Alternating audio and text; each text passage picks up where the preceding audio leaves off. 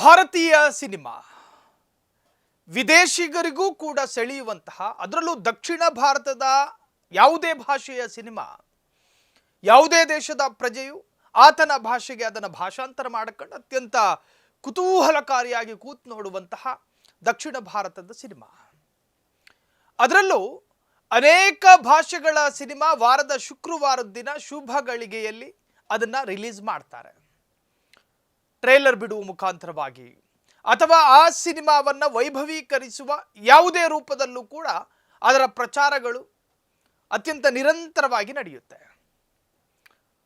ಇತ್ತೀಚೆಗೆ ತಮಿಳುನಾಡಿನ ಒಬ್ಬ ಸ್ಟಾರ್ ನಟ ವಿಜಯ್, ಆತ ಈಗ ಟಿವಿಕೆ ಎನ್ನುವಂತಹ ರಾಜಕೀಯ ಪಕ್ಷವನ್ನು ಸ್ಥಾಪನೆ ಮಾಡಿಕೊಂಡು ಆ ಪಕ್ಷದ ಹಿಂದೆ ನಾನಿನ್ನು ಮುಂದೆ ಆಕ್ಟಿವ್ ಆಗಿರ್ತೀನಿ, ಸಿನಿಮಾಗೆ ನಾನು ತಿಲಾಂಜಲಿ ಇಟ್ಟಿದ್ದೀನಿ, ಸಿನಿಮಾದಿಂದ ನಿವೃತ್ತಿ ಪಡೆದಿದ್ದೀನಿ ಅಂತ ಹೇಳಿ ಘೋಷಣೆ ಮಾಡಿದ್ರು. ಅವರ ಸಿನಿಮಾ ಜನನಾಯಕನ್ ಅದು ಕೂಡ ಬಿಡುಗಡೆಯಾಗಿ ಕ್ಷಣ ಮಾತ್ರದಲ್ಲಿ ಕೋಟ್ಯಾಂತರ ವೀಕ್ಷಣೆಯನ್ನು ಪಡ್ಕೊಂಡಿದೆ.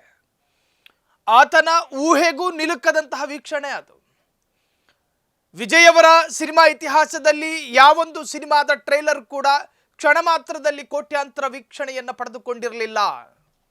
ಈ ಹಿಂದೆ ಮಾಡಿದಂತಹ ಮೆರೆಸಲಾಗಿರಲಿ, ಬೇರೆ ಬೇರೆ ತರಹದಲ್ಲಿ ವಿವಾದಗಳನ್ನು ಸೃಷ್ಟಿ ಮಾಡ್ಕೊಂಡ್ರೂ ಕೂಡ ಅಷ್ಟು ವೀಕ್ಷಣೆಯನ್ನು ಪಡೆದುಕೊಳ್ಳೋದಕ್ಕೆ ಸಾಧ್ಯವೇ ಇಲ್ಲದಂತಹ ವಿಜಯ್ ಅವರಿಗೆ ತಾನು ಯಾವಾಗ ಸಿನಿಮಾ ಇಂಡಸ್ಟ್ರಿಯಿಂದ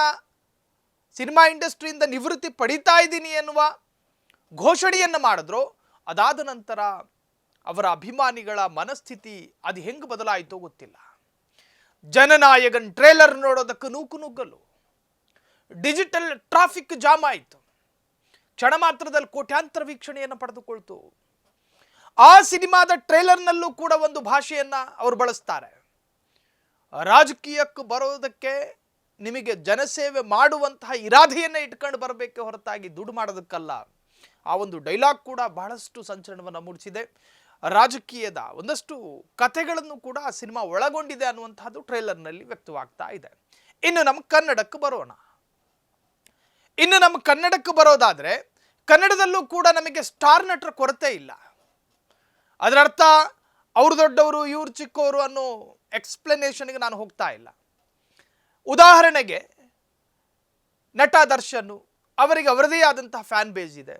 ಇನ್ನು ಕಿಚ್ಚ ಸುದೀಪ್ ಅವರಿಗೆ ಅವರದೇ ಆದಂತಹ ಫ್ಯಾನ್ ಬೇಸ್ಗಳಿದ್ದಾವೆ. ಆದರೆ ಈ ಮಟ್ಟಕ್ಕೆ ಬೆಳೆಯಲಾರರು ಅಂತ ಯಾರ್ಯಾರು ತಿಳ್ಕೊಂಡಿದ್ರು ಅವರ ಎದುರುಗಡೆ ಅತ್ಯಂತ ದೈತ್ಯವಾಗಿ ಬೆಳೆದು ನಿಂತಹ ಒಂದಷ್ಟು ಸ್ಟಾರ್ ನಟರಿದ್ದಾರೆ. ಅದರಲ್ಲಿ ಯಶ್ ಪ್ರಮುಖರಾಗಿ ಕಾಣಿಸ್ತಾರೆ. ಇನ್ನು ನೀನಾಸಂ ಸತೀಶ್ ಅವರೆಲ್ಲರೂ ಕೂಡ ಒಂದು ಹಂತಕ್ಕೆ ಇದ್ದಾರೆ ಅನ್ನುವುದಾದರೂ ಯಶ್ ಪ್ರಮುಖರಾಗಿ ಕಾಣಿಸ್ತಾರೆ. ಯಾಕೆ ಅಂದರೆ ಆತ ನಮ್ಮ ಕರ್ನಾಟಕದ ಹುಡುಗ. ಇವರು ಒಂದು ಕಾಲಕ್ಕೆ ಕೋಟ್ಯಾಂತರ ಅಭಿಮಾನಿಗಳನ್ನು ಪಡೆದುಕೊಳ್ತಾರೆ ಅಂತ ಯಾವೊಬ್ಬ ನಟನೂ ಕೂಡ ಅಂದ್ಕೊಂಡಿರಲಿಲ್ಲ. ಈಗಿನ ಸ್ಟಾರ್ ನಟರು ಅಂತ ನಾವು ಯಾರನ್ನ ಕರಿತೀರೋ ಅಥವಾ ಯಾರನ್ನ ನಾವು ಕರಿತಿದ್ದೀವೋ ಅವರ ಊಹೆಯನ್ನು ಸ್ಫೋಟ ಮಾಡಿ ಬೆಳೆದು ನಿಂತ ಒಬ್ಬ ಸ್ಟಾರ್ ನಟ. KGF ಮುಖಾಂತರ ಒಂದು ಸಾಮ್ರಾಜ್ಯಕ್ಕೆ ಪ್ರವೇಶ ಮಾಡಿ ಆತನೇ ಸ್ವಯಂ ಸಾಮ್ರಾಜ್ಯ ಕಟ್ಟುವಂತಹ ಕಥೆಯನ್ನಾಧರಿಸಿದ ಒಂದು ಸಿನಿಮಾ ಜಗತ್ತಿನ ಅದೆಷ್ಟೋ ದೇಶಗಳಲ್ಲಿ ಸಂಚಲನವನ್ನು ಮೂಡಿಸ್ತು. ಅದರ ಮುಖೇನ ಕರ್ನಾಟಕಕ್ಕೊಂದು ಕೀರ್ತಿ ತಂದು ಕೊಡ್ತು. ಒಬ್ಬ ಕನ್ನಡದ ನಟ ಸಿನಿಮಾ ಮಾಡ್ತಾರೆ, ಸಿನಿಮಾ ಕ್ಷೇತ್ರಕ್ಕೆ ದುಡ್ಡಾಗುತ್ತೆ, ಸರ್ಕಾರದ ಬೊಕ್ಕಸಕ್ಕೂ ಕೂಡ ಆದಾಯದ ರೂಪದಲ್ಲಿ ಹೋಗುತ್ತೆ ಅನ್ನೋದನ್ನು ಬಿಟ್ಟರೆ ಬೇರೆ ಇನ್ನೇನು ಸಿಗೋದಿಲ್ಲ ಅಂತ ಅನ್ಕೋಬೇಡಿ. ಕರ್ನಾಟಕದ ಯಾವುದೋ ಒಂದು ಜಿಲ್ಲೆಯಿಂದ ಬಂದಂತಹ ಒಬ್ಬ ನಟ ನಮ್ಮ ಕರ್ನಾಟಕಕ್ಕೆ ಹೆಮ್ಮೆ ತಂದು ಕೊಡ್ತಾರೆ ಅನ್ನುವುದಾದರೆ ಮುಂಬೈಗೆ ಹೋಗಿ ನೋಡಿ ನೀವು. KGF ಅಂತ ಹೇಳ್ತಾರೆ, ಕರ್ನಾಟಕ ಅಂದರೆ KGF ಅಂತ ಹೇಳ್ತಾರೆ.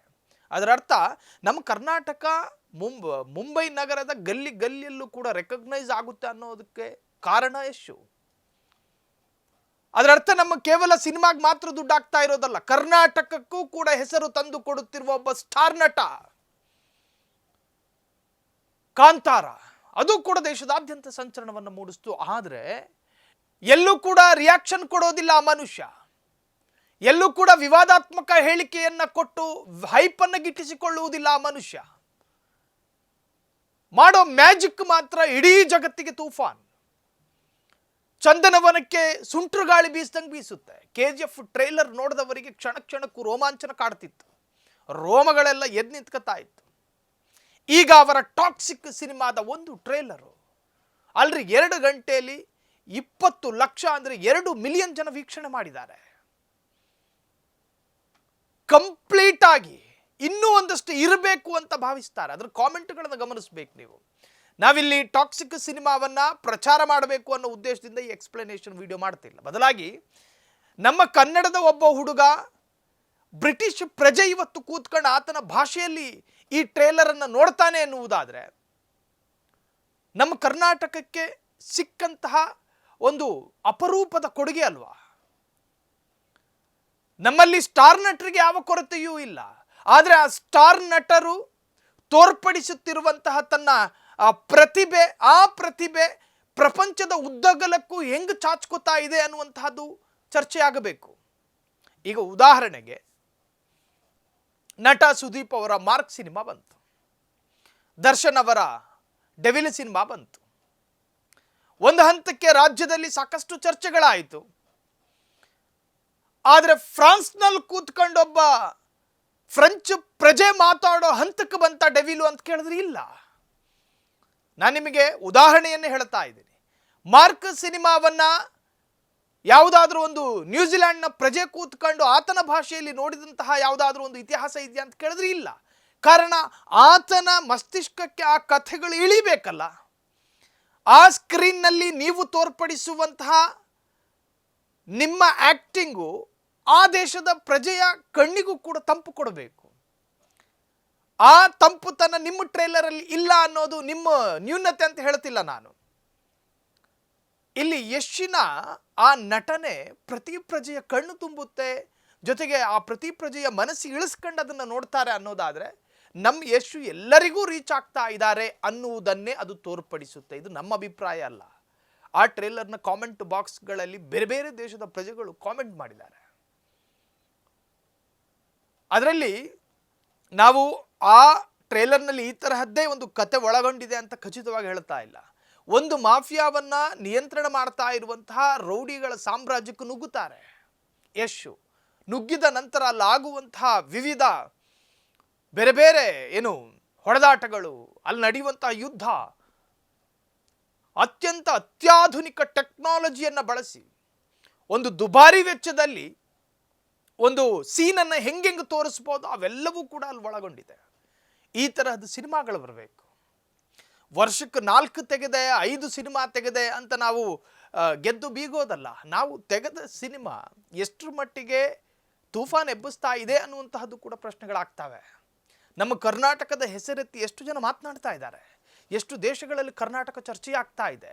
ನಮ್ಮ ಕನ್ನಡದ ಸಿನಿಮಾ ಇಂಡಸ್ಟ್ರಿಯು ಕೂಡ ಬೆಳೀತಾ ಇದೆ ಹಾಲಿವುಡ್ ಲೆವೆಲ್ಗೆ ಅನ್ನೋ ತರಹ. ಬೇರೆ ಬೇರೆ ಪ್ರಜೆಗಳು ಕೂತ್ಕೊಂಡು ಮಾತನಾಡುವ ಹಾಗೆ ನಾವಾಗಬೇಕಲ್ಲ. ಆ ತರಹದ್ದೊಂದು ಕಾರ್ಯಕ್ಕೆ ಯಶ್ ಕೈ ಹಾಕಿರೋದು ನಿಜಕ್ಕೂ ಕೂಡ ಹೆಮ್ಮೆಯ ವಿಚಾರ.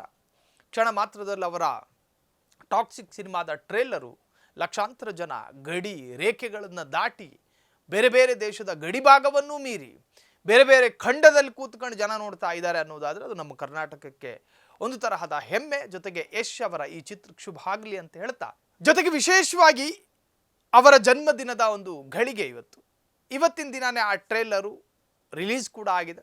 ಈ ಸಂದರ್ಭದಲ್ಲಿ ಅವರಿಗೆ ಅವರ ಜನ್ಮದಿನಕ್ಕೆ ಶುಭವನ್ನು ಕೂಡ ಹಾರೈಸುತ್ತಾ ಈ ಸಂಚಿಕೆಯನ್ನು ಮುಗಿಸ್ತಾ ಇದ್ದೀವಿ. ನಮಸ್ಕಾರ. ಕ್ಷಣ ಕ್ಷಣದ ಸುದ್ದಿಗಳಿಗಾಗಿ ಫ್ರೀಡಂ ಟಿವಿ ಸಬ್ಸ್ಕ್ರೈಬ್ ಮಾಡಿ, ಲೈಕ್ ಮಾಡಿ ಹಾಗೂ ಫಾಲೋ ಮಾಡಿ. ಹೊಸ ಸುದ್ದಿಗಳ ನೋಟಿಫಿಕೇಶನ್ಗಾಗಿ ಬೆಲ್ ಐಕಾನ್ ಮೇಲೆ ಕ್ಲಿಕ್ ಮಾಡಿ.